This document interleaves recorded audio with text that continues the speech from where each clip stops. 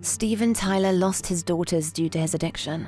The lead singer of Aerosmith thought he had it all: money, fame, and women. He enjoyed his wild lifestyle. Unfortunately, it had tragic consequences for him. In the 70s, Steve sought pleasure in every way.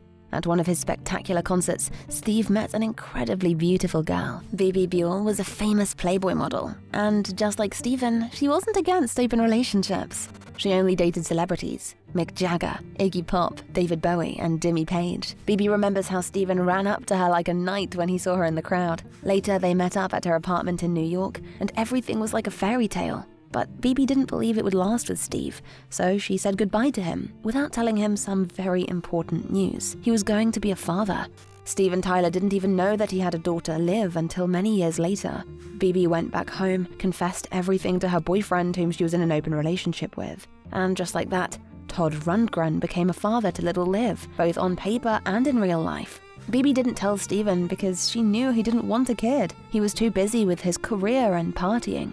It's a comfort to go sniff a little something and go somewhere. Ironically, just a year later, Steve had a second daughter, Mia, with his wife, New York model Sirinda Fox. Mia became the center of the couple's relationship, and Steven loved her very much, despite his previous stance on kids. Around the same time, the relationship between the band members began to crumble. Joe Perry decided to leave Aerosmith.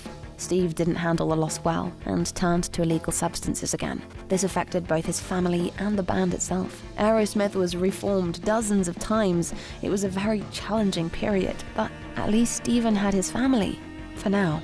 However, after 9 years of marriage, Sirinda left her husband with a heavy heart and took Mia with her. Unfortunately, because of his bad habits, Steven wasn't able to be a good father to Mia. And I married her, and we had Mia.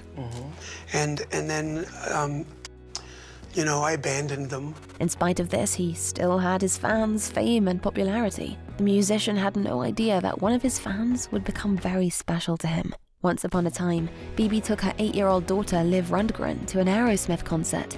As soon as Liv saw Steven, she immediately felt a strong connection to him. Bebe Buell, whom Tylor remembered spending a few fantastic months with years earlier, met Steven after the concert and introduced him to Liv. Liv had no idea that she was meeting her father for the first time. My mother was very young when she had me, and there was a little bit of confusion about where I came from. Even without knowing the truth, Liv felt a connection between them. But I kind of figured it out because he looked exactly like me. Tylor was stunned. Right away, he knew that it was his daughter standing in front of him. She looked so much like his other daughter that it couldn't be a coincidence. I just started crying because it was so obvious Liv was my daughter. It was like looking in the mirror. But because of Tylor's rockstar lifestyle and habits, Bebe didn't want to tell Liv who her real father was until she was 18. 10 years later, she still thought Steven couldn't be a good father. Coincidence or not, but at the same time, Steven Tylor, who couldn't imagine his creativity without help, decided to become sober and went to rehab. The musician claims that the band's management forced him to get help, and that move helped him get his kids back. And now, many years later, people are still listening to Aerosmith.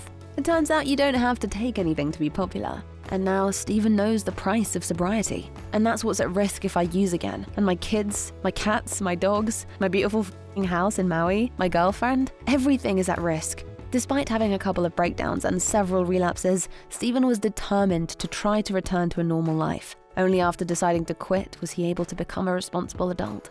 Because I really haven't forgiven myself because I'm a realist. I know what I did. But Steven is trying to be a better person now. After numerous attempts to overcome his addiction and checking into rehab 8 times, he himself is surprised that he's still alive. Steven even rekindled his friendship with Joe Perry, who he used to be inseparable from. Today, they call each other brothers and seem even closer than they were in the 70s. Only towards the middle of his life did Tylor realize what a terrible price he'd paid for the world of pleasure and how much he'd actually lost pursuing it.